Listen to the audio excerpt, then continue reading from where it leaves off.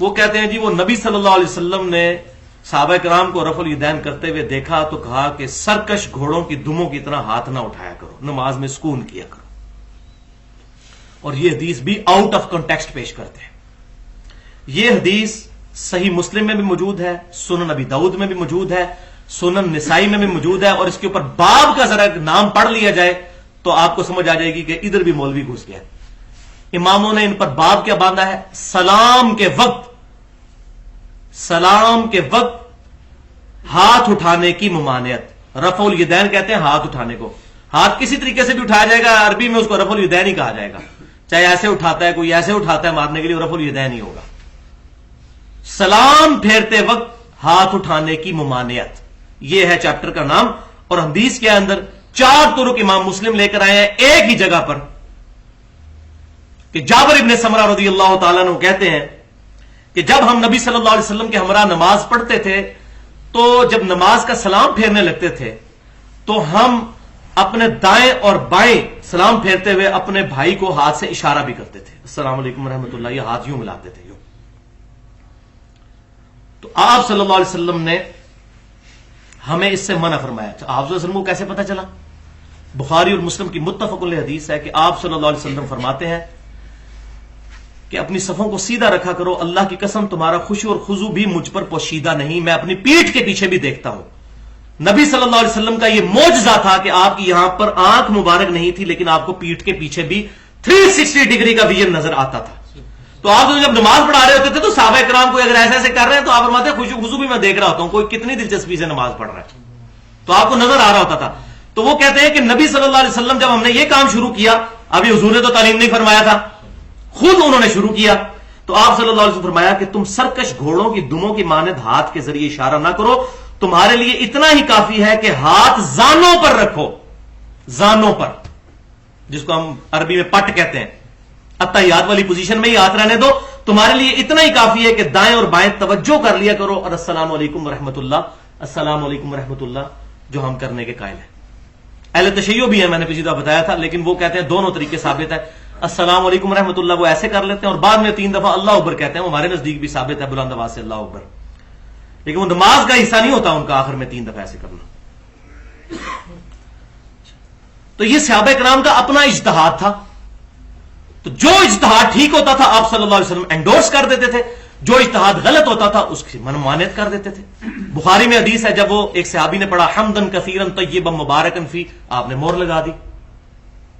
آپ صلی اللہ علیہ وسلم میں نے 30 سے زیادہ فرشتوں کو دیکھا کہ تمہارا ثواب لکھنے کے لیے آپس میں بالکل لڑ رہے ہیں، اور یہ صحیح مسلم میں بھی روایت موجود ہے. لیکن بعض اوقات نہیں. سنن ابن ماجہ میں صحیح حدیث ہے، ایک صحابی نے سجدہ کیا نبی صلی اللہ علیہ وسلم کو اور کہا یا رسول اللہ میں کوفیوں کے پاس گیا تھا، ہیرا نامی ایک جگہ ہے وہاں پر، یہ نجدیوں سے ہی ساری بدعتیں نکلتی ہیں، وہاں میں نے دیکھا کہ لوگ اپنے سردار کو سجدہ کرتے ہیں، تو میں نے کہا آپ کو بھی سجدہ کروں. یہ قیاس کیا، اجتہاد کیا. اس اجتہاد کو آپ نے انڈورس نہیں کیا، اور آپ صلی اللہ علیہ وسلم فرمایا کہ اپنا سر اٹھاؤ. اگر میں جائز سمجھتا تو بیویوں کو کہتا کہ اپنے خامدوں کو سجدہ کریں، اس حق کے سبب جو اللہ نے ان کو دیا ہے. یہاں آپ صلی اللہ علیہ وسلم نے مور کوئی نہیں لگائی، اور بالکل اس طریقے سے یہاں پر بھی مور نہیں لگائی کہ تم یہ جو ہاتھ ایسے اٹھاتے ہو یوں نہ اٹھاؤ، ہاتھ زانوں پر رہنے دو، صرف توجہ کر لیا کرو. اب آ رہی جناب کڑوی بات. میں یہ چیلنج کرتا ہوں تمام دنیا کے علماء کو کہ میرے محبوب صلی اللہ علیہ وسلم کی کوئی ایک سنت بتائیں جو آپ نے بعد میں چھوڑ دی ہو. کئی ایسی سنتیں ہیں جو آپ نے چھوڑ دی، میں مثالیں بھی 3 دیتا ہوں، اور لیکن آپ نے چھوڑنے کے بعد ان کے بارے میں سخت لفظ استعمال کیے ہو ہی نہیں سکتا، یا حضور خود نہیں وہ کرتے ہوں گے. مثلا جب شراب جائز تھی اس وقت صحابہ پیتے تھے، نبی صلی اللہ علیہ وسلم نے اعلان نبوت سے پہلے نہ بعد میں کبھی کوئی گناہ کبیرہ نہیں کیا، الحمدللہ معصوم ہے. شراب کبھی نہیں پی. قرآن پاک میں آیا یہ رجس من عمل الشیطان، یہ نجس ہے اور عمل شیاطین میں سے. صحابہ کرتے تھے، سخت الفاظ سے منع ہوا. حضور صلی اللہ علیہ وسلم نے کبھی یہ نجس کام اور معاذ اللہ استغفر اللہ شیطان والا کام نہیں کیا. تو بھائیو یہاں جو الفاظ استعمال ہو رہے ہیں سرکش گھوڑوں کی دمیں، حضور اپنی سنت کو یہ کہہ سکتے ہیں؟ والعیاذ باللہ. میں آپ کو مثالیں دیتا ہوں. بخاری اور مسلم کی متفق علیہ حدیث ہے، آپ صلی اللہ علیہ وسلم نے فرمایا کہ میں نے تمہیں 3 دن تک قربانی کا گوشت رکھنے کی اجازت دی تھی، اور وہ اس لیے کہ اس وقت مسلمان غریب تھے. اب میں تمہیں اجازت دیتا ہوں کہ قربانی کا گوشت سٹور کر سکتے ہو. That's all. کچھ نہیں کہا کہ اس وقت میں نے تمہیں جو یہ کہا تھا تو اب یہ کہہ رہا ہوں, بس دیٹس آل. صحیح مسلم میں حدیث, آپ صلی اللہ علیہ وسلم نے فرمایا میں نے تمہیں قبروں پر جانے سے روک دیا تھا, لیکن اب میں تمہیں اجازت دیتا ہوں کہ تم قبروں پر جاؤ تاکہ آخرت کی یاد آئے. بخاری اور مسلم کی متفق علیہ حدیث ہے, صحابہ کرام کہتے ہیں جب ہم حبشہ سے ہجرت کر کے واپس آئے تو ہم نے آپ صلی اللہ علیہ وسلم کو نماز پڑھتی ہوئی حالت میں پایا تو آپ کو سلام کیا اور آپ صلی اللہ علیہ وسلم نے سلام کا جواب ہی نہیں دیا, حالانکہ پہلے آپ صلی اللہ علیہ وسلم نماز کے دوران بھی جواب دیتے تھے, اس وقت تک اجازت تھی. تو سلام پھیر کر آپ صلی اللہ علیہ وسلم نے فرمایا کہ نماز مشغولیت والا کام ہے, اس لیے میں نے تمہیں بعد میں دیا. تو صحابہ سمجھ گئے کہ یہ بھی منسوخ ہو گیا, کوئی سخت لفظ نہیں استعمال کیے. یہ کوئی نماز ہوتی تھی پہلے, یہ کوئی باتیں ہوتی تھیں, یہ کیا فضول طریقہ ہوا کہ نماز کے درمیان بھی گفتگو کی جائے, سلام کا جواب کوئی بات نہیں کی, کیونکہ آپ خود کرتے رہے ایسے. اب یہاں اگر حضور یہ خود کرتے ہوتے ہیں رفع الیدین والی, اگر یہ رفع الیدین کے اوپر لگاتے ہیں تو یہ خود بھی مانتے ہیں کہ نبی صلی اللہ علیہ وسلم یہ کہتے ہیں جی حجۃ الوداع تک بھی کرتے رہے ہیں, وہ ماننا پڑتا ہے. 9-10 ہجری کے صحابہ مسلمان ہو رہے ہیں جو رفع الیدین کی حدیثیں بخاری اور مسلم میں بیان کر رہے ہیں, اس سے تو چھٹکارا ہی کوئی نہیں ہے. تو معاذ اللہ استغفر اللہ ثم معاذ اللہ استغفر اللہ, کیا نبی صلی اللہ علیہ وسلم اپنی 63 سالہ مبارک زندگی میں سے 62 یا 63 سال تک معاذ اللہ استغفر اللہ یہ کام کرتے رہے؟ میں تو کہتا ہوں اس کے بعد بندے کا ایمان ہی برباد ہو جاتا ہے. توبہ کریں گے سارے بریلوی اور دیوبندی اور احناف کے علماء جو اس سنت کے بارے میں اس طرح کے کامنٹس پاس کرتے ہیں. یہ تو اپنے ملوں کو اور اپنے مسلک کو بچاتے بچاتے اپنا ایمان ہی نہ برباد کر بیٹھے. ان کو تو اللہ تعالیٰ خود ان کا حساب لینے والا ہے, جن کے پیچھے چلے ہوئے ہیں. اپنے آپ کو بچاؤ, اپنا معاملہ سیدھا کرو. وَلِعَوْذُ بِاللَّهِ تَعَالَى. اب امام بخاری رحمۃ اللہ علیہ نے اس پہ کمنٹس کیے ہیں, وہ میں بعد میں بتاتا ہوں. لہذا یہ کہنا گھوڑوں کی دمیں, سرکش گھوڑوں کی دمیں اس کے بارے میں, یا کہنا یہ مکھیاں اڑانا ہے, اس پہ جس نے آج تک کبھی بات کی زمانے جاہلیت میں خود بھی کرتا رہا, میں خود بھی حنفی رہا, بریلوی دیوبندی رہا 31 سال تک بریلوی, اس کے بعد دیوبندی ہوں. تو میں نے بھی الحمدللہ اس معاملے میں توبہ کی ہے. اب امام بخاری رحمۃ اللہ علیہ نے بھی جز رفع الیدین میں یہ روایت نقل کی ہے, اور کیا جواب دیا ہے. وہی بات ہے کہ وہ سخت بات اگر میں کروں گا تو ہضم نہیں ہوتی. میں پھر امام بخاری کے ریفرنس سے یہ بات کرتا ہوں. جز رفع الیدین میں 37 نمبر حدیث لے آئے ہیں, یہی گھوڑوں کی دموں والی, جابر بن سمرہ سے. اس کے بعد امام بخاری کہتے ہیں کہ یہ حدیث تشہد کے بارے میں ہے. اچھا, اس میں یہ کہتے ہیں جی وہ ایک ترک میں تو تشہد کا ذکر ہی کوئی نہیں موجود ہے, تو بھائی عدم ذکر ہے اس میں. اور جس میں نہیں نا اسکونوا فی الصلاۃ کے الفاظ ہے نا, اس کا جو ترک مسند امام احمد میں ہے اس میں الفاظ ہیں وہم فی قعود, ہم اس وقت بیٹھی ہوئی حالت میں تھے. اسکونوا فی الصلاۃ, وہ کہتے ہیں نہیں سلام ہو تو نماز ہی ختم ہو جاتی ہے, تو یہ کہتے ہیں اسکونوا فی الصلاۃ نماز میں, تو وہ رفع الیدین کا ذکر تھا. تو حالانکہ سلام بھی نماز کا حصہ ہے. خود یہ نماز کے جو 7 فرض بتاتے ہیں ان میں 7واں خروج بالصبح ہی بتاتے ہیں.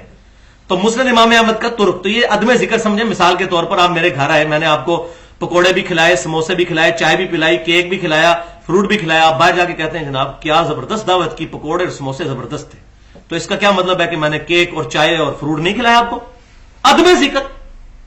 تو یہ روایت جو مختلف صحابہ بیان کرتے ہیں. اب آپ اتنے لوگ 100 کے قریب یہاں پر سن رہے ہیں, باہر جا کر کوئی بندہ میری بتائی ہوئی باتوں کو 80% کاپی کر لے گا, کوئی 40%, کوئی 30%. تو اس کا کیا مطلب میں نے باقی باتیں نہیں کی ہیں.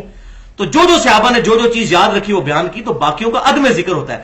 تمام احادیث کو جمع کر کے, جس نے قرآن پاک کی بھی ساری آیات سامنے رکھ کر رزلٹ نکالا جاتا ہے, احادیث بھی ساری سامنے رکھ کر رزلٹ نکالا جاتا ہے. تو امام بخاری نے 37 نمبر حدیث جز رفع الیدین میں کمنٹس کیے, یہ تشہد کے متعلق ہے. پہلا جواب انہوں نے کیا دیا, وہ کہتے ہیں جس کے پاس علم کا تھوڑا سا بھی حصہ موجود ہے, رتی برابر بھی علم ہے, وہ کبھی بھی یہ جرت نہیں کرے گا کہ اس حدیث کو رفع الیدین کے خلاف لے کر آئے. یہ تو جواب تھا ان کا ذرا نرم. دوسرا جواب ہے پھکی والا, لاجیکلی. وہ کہتے ہیں کہ اگر یہ نماز کا سکون برباد کرتا ہے تو تم پہلا رفع الیدین اور عید میں بھی رفع الیدین کرنا چھوڑ دو. دیکھو امام بخاری بھی پھکیاں دیا کرتے تھے. وہ کہتے ہیں عید میں جو تم 6 تکبیرات کہہ رہے ہوتے ہو اور تم کہتے ہو یہ سرکش گھوڑے, تم سال کے بعد ایک نماز پڑھنی ہوتی ہے اس میں تم بھی گھوڑے بنے ہوئے ہوتے ہو, تو چھوڑو. اور آگے چل کے انہوں نے ذکر کیا وطر والا جو قنوت سے پہلے رفع الیدین, وہ ہمارے نزدیک بھی ثابت ہے 3 تابعین سے. الحمدللہ ہم اس کو افضل سمجھتے ہیں اس اعتبار سے کہ رفع الیدین کا ثواب تو ملے گا.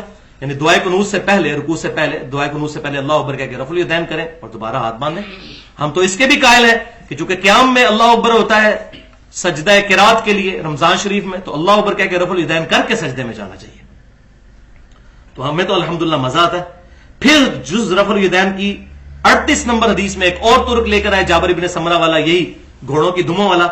پھر انہوں نے اپنے ایمان کا بھی اظہار کیا جس طرح میں نے کیا ہے، اس سے بھی بڑے انداز سے.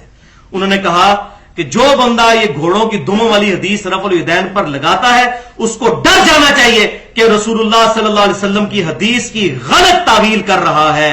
اور یاد رکھ کہ اللہ نے قرآن میں فرما دیا ہے سورہ نور آیت نمبر 63، توبہ توبہ توبہ، یہ آیت امام بخاری نے بیان کر کے ڈرایا، فَلْيَحْذَرِ الَّذِينَ يُخَالِفُونَ عَنْ أَمْرِهِ، ان لوگوں کو ڈر جانا چاہیے جو رسول اللہ کی بات کی مخالفت کرتے ہیں. حضور نے رفع الیدین تعلیم فرمایا اور وہ اڑے ہوئے ہیں کہ ہم نے اپنے ملوں کو بچانا ہے، اپنے بزرگوں کو بچانا ہے. ان تصیبہم فتنہ، کہ ان پر کہیں فتنہ نہ آ پڑے، اللہ آزمائش میں نہ ایسی ڈال دے، ایمان یا برباد کر دے. او یصیبہم عذاب علیم، یا اللہ تعالیٰ کی طرف سے دردناک عذاب ان پر آ جائے جو رسول اللہ کی احادیث کی غلط تعویل بیان کرتے ہیں. صحیح لگایا نا فتویٰ، یہ ہے قرآن اور حدیث سے فتویٰ.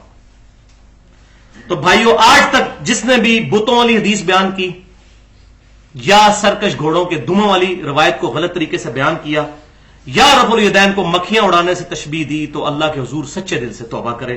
استغفر اللہ الذی لا الہ الا ھو الحی القیوم واتوب الیہ. اب آ جائیے جناب علمی پوائنٹ نمبر 4. جی مان لیا جی کہ رفع الیدین تو ثابت ہے، اب یہ اگلا اعتراض ہوتا ہے. دیکھیں کتنی انٹلیکچوئل ترتیب سے میں چل رہا ہوں، انشاءاللہ یہ پوری ویڈیو بک بن جانی ہے. جی بالکل رفع الیدین تو ثابت کر دیا جی آپ نے، بغیر والی تو روایتیں ضعیف ہیں اور منسوخ بھی کوئی نہیں ہوا، لیکن ثابت کرے کہ حضور صلی اللہ علیہ وسلم وفات تک رفع الیدین کرتے تھے. کتا کھوئی چی آلے بھی وفات تک ثابت کرتے. بھائیو ہم تو اس سے بھی بڑا دعویٰ کر رہے ہیں کہ نبی صلی اللہ علیہ وسلم نے نماز ہی اس طریقے سے پڑھی، کوئی اور طریقہ ہے ہی نہیں ہے، تو وفات تک کیوں ثابت کریں؟ تو پھر ہم یہ کہتے ہیں آپ ثابت کریں کہ نبی صلی اللہ علیہ وسلم وفات تک پہلا رفع الیدین کرتے تھے، جس صفحے پہ یہ حدیث لکھی ہوگی اس کے ساتھ دوسری والی بھی لکھی ہوگی. بالکل وہی پھر الزامی جواب ہی دیں گے. وہ کہتے ہیں نہیں جی وہ تو ثابت ہے نا، تو کرتے ہی ہوں گے.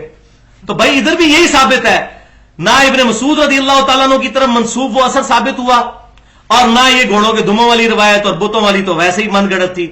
تو خود بخود یہ امپلائڈ ہے اس کے اندر کہ منسوخی والا چکر ہی کوئی نہیں، ایک ہی طریقہ ہے جو نماز کا ثابت ہے. لیکن شکر ہے کہ ہم اصلاح کے لیے بیٹھے ہیں، سولوشن اینڈ پہ ہیں، پرابلم اینڈ پہ نہیں. میں اکثر کہتا ہوں ہم احترام سے آپ کا یہ سوال لیتے ہیں اور انشاءاللہ یہ بھی جواب دے دیتے ہیں کہ وفات تک بھی رفع الیدین کرتے تھے، یہ بھی ثابت کر دیتے ہیں. مناظرہ کرنا مقصد نہیں ہے. تو پہلے وہی حدیث یاد کر لیں، صحیح بخاری کتاب الاذان میں 631 نمبر حدیث. سیدنا مالک ابن حویرث رضی اللہ تعالیٰ عنہ غزوہ تبوک کے موقع پر حاضر ہوئے اور نبی صلی اللہ علیہ وسلم پر ایمان لائے اور تقریباً 20 دن تک وہاں رہے. کچھ نوجوانوں کے ساتھ آئے اور نبی صلی اللہ علیہ وسلم نے ان کو جاتے وقت کچھ نصیحتیں کی اور فرمایا کہ جاؤ اپنے گھر والوں کو نماز کا حکم دینا، ان کو دین سکھانا اور دیکھنا صلو کما رأیتمونی اصلی، نماز اس طرح پڑھنا جس طرح مجھے نماز پڑھتے ہوئے دیکھتے ہو. تو اس میں انہوں نے نبی صلی اللہ علیہ وسلم کا یہ حکم بھی نقل کیا کہ مجھے حضور نے حکم کہا تھا کہ نماز اس طرح پڑھنا جس طرح مجھے پڑھتے ہوئے دیکھتے ہو. 9 ہجری فتح مکہ کے بھی سال کے بعد. اور اب میں آپ کو حدیث وہ بیان کرنے لگا ہوں جو نبی صلی اللہ علیہ وسلم کی بھی وفات کے بعد ہے. ابو قلابہ تابعی کی حدیث بخاری اور مسلم دونوں میں ہے. وہ کہتے ہیں میں نے اسی صحابی کو جس کو حضور نے حکم دیا تھا میری طرح نماز پڑھنا. اب آپ صحابی کے بارے میں سوچ سکتے ہیں کہ وہ نماز پڑھنا اس طریقے پہ شروع کر دے جو نبی صلی اللہ علیہ وسلم کے طریقے کے خلاف ہو. اور وہی صحابی مالک بن حویرث ابو قلابہ تابعی کہتے ہیں کہ میں نے مالک بن حویرث کو پھر دیکھا جن کو حضور نے کہا تھا سلو کما رأیتمونی اصلی، نماز پڑھتے ہوئے میں نے ان کو دیکھا کہ انہوں نے نماز شروع کی تو اللہ اکبر کہا اور دونوں ہاتھوں کو کانوں تک اٹھایا، پھر رکوع میں جاتے وقت بھی دونوں ہاتھوں کو اٹھایا، پھر رکوع سے اٹھ کر سمی اللہ لمن حمدہ ربنا لک الحمد کہا اور دونوں ہاتھوں کو بلند کیا، اور پھر انہوں نے نماز مکمل کر کے کہا کہ رسول اللہ بھی اسی طریقے سے نماز پڑھتے تھے. لو جی مسئلہ بالکل حل ہو گیا. اسی طریقے سے میں نے بتایا وائل بن حجر رضی اللہ تعالیٰ عنہ کا بھی، وہ بھی فتح مکہ کے بعد مسلمان ہوئے، پھر اگلے سال دوبارہ آئے وہ حضور صلی اللہ علیہ وسلم کی وفات سے تقریباً 5-6 مہینے پہلے، اور اسی طریقے سے نماز پڑھتے ہوئے دیکھا. ابو حمید سعدی کی حدیث جو میں نے پچھلی دفعہ بیان کی تھی، حضور صلی اللہ علیہ وسلم کی وفات کے 30 سال کے بعد انہوں نے 10 صحابہ کی موجودگی میں نماز کا طریقہ بیان کیا اور 10 کے 10 نے تصدیق کی. اور وہ پورا نماز کا ڈیٹیل طریقہ میں بیان کر چکا ہوں، اس میں بھی رفع الیدین اور جلسہ استراحت کا ذکر موجود ہے.